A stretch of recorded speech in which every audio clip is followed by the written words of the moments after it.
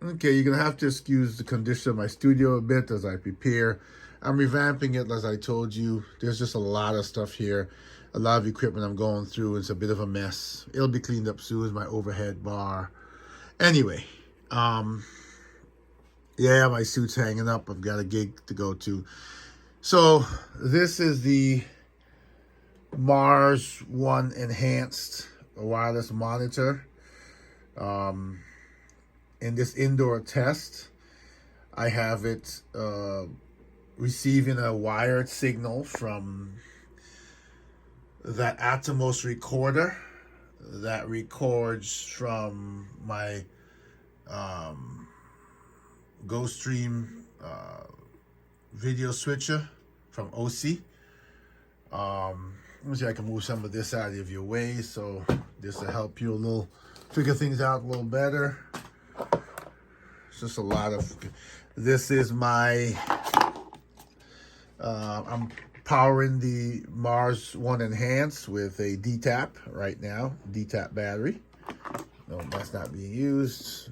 I'm sorry. It's just when you're trying to hook these things up, a lot can get in the way. So it's receiving a signal from the Atomos recorder. It's wirelessly transmitting to the Mars receiver over here. That's feeding the final output that the viewers are seeing to this monitor here. This is a very close proximity. This is just a test. It's not a distance test, just to see how it works. So let me tell you what I'm experiencing. You saw that. I'm experiencing dropouts, even though it's hardwired from the Atomos to the Mars One. The Atomos is not dropping out, but the Mars One is. The Mars One Enhanced. I've changed HDMI cables a few times. It seemed to get better with the last cable change, but I'm not sure what the issue is yet. I was trying to feed my multi-view, and it seemed to have a problem. The positioning of the receiver, the Mars receiver, this is working right now, by the way, as a transmitter. Seems to play a big role, I guess, with all the metal and interference in here. I still don't know why this is dropping out from time to time, though, when there's no drop up. My Atomos, I've used that to record all of my podcast episodes pre-recorded onto an SSD with no problem. The other problem I've had so far that I haven't fixed yet is when I set the Mars, as you can see here, I don't know if you can see the screen, it's currently set up as transmitter. You might not be able to see that. Let me go here. It's currently set up as a transmitter. I know you can't really see that through the phone screen. But when I set it to a receiver, so far, it pairs easily with my other Mars equipment. But so far, I was unable to get it to receive a wireless signal. So I'm still working. This is test number 1. Just to show you the other equipment, like I said, the GoStream switcher from OC, the Afghan's PTZ controller. I've got a few PTZ cameras, one being there. Hopefully next time I'll have the studio completely cleaned up.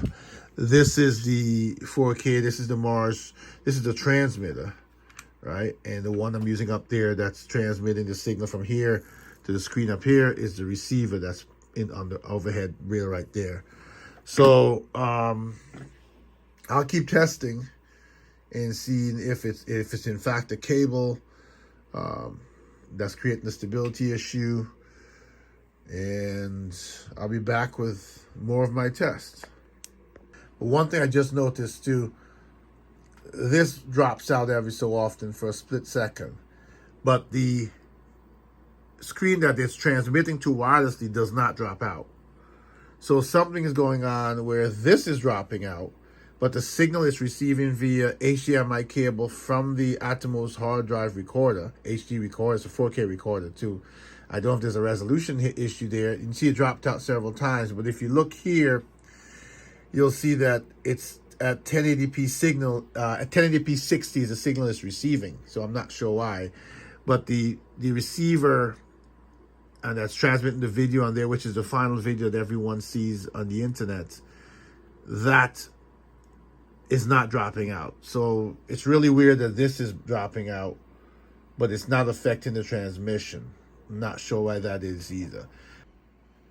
Something else I wanted to add, I mean, it has fingerprints all over it now, but this is the screen protector that I received with the Mars One, the enhanced, this wireless monitor, and I had it on there. The problem is with this screen protector, it's very thick, and you have to press really, really hard to get this touch screen to respond, whereas without it, the response is immediate. I had to take it off because it's simply just too difficult to work with.